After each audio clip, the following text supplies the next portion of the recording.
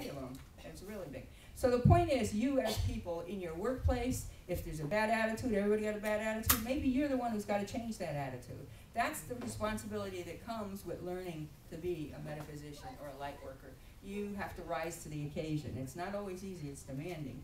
But, you know, we talk about good karma and bad karma. Let me show you what happens when you follow through with the good karma. You sometimes get a very major reward. Okay? This is a story. It's very short, but bear with me. His name was Fleming, and he was a poor Scottish farmer. One day, while trying to make a living for his family, he heard a cry for help coming from a nearby bog. He dropped his tools and ran to the bog. I'm not sure what a bog is, but something of the old days. Swamp.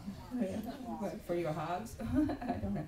There, moored to his waist of black muck, was a terrified boy who was stuck in the muck, screaming and struggling to free himself. Farmer Fleming saved the lad from what could have been a slow and terrifying death. It was probably like quicksand. We actually had that in Connecticut, and my brother used to go fishing in the swamps.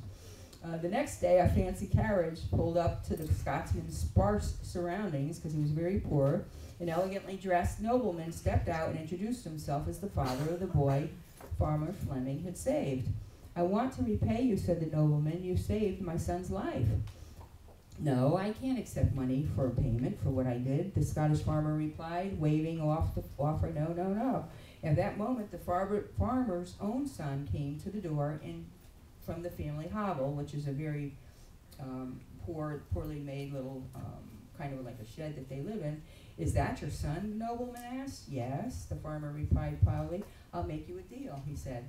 "Let me provide him with the same level of education as I would give my own son in repayment for what you did. If the lad is anything like his father, I have no doubt that he'll grow to be the man to be proud of from this education." And that he did. He paid for all his education.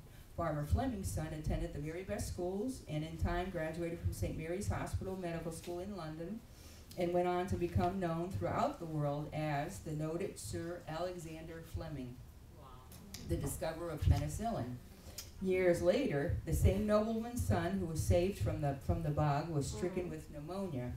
What saved his life this time? Penicillin.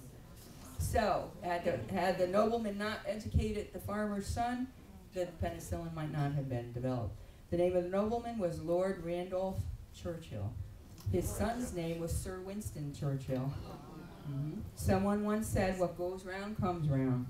Work like you don't need your money, love like you don't never been hurt, dance like nobody's watching, and sing like nobody's listening. I have to do that. Nobody has to do this when I'm singing. And live like it's heaven on earth.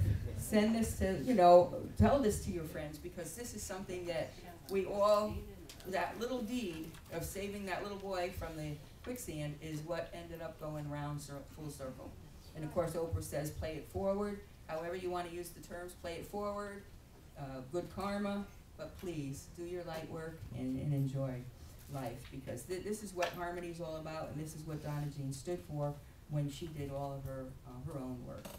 So please bear that message in mind. God bless.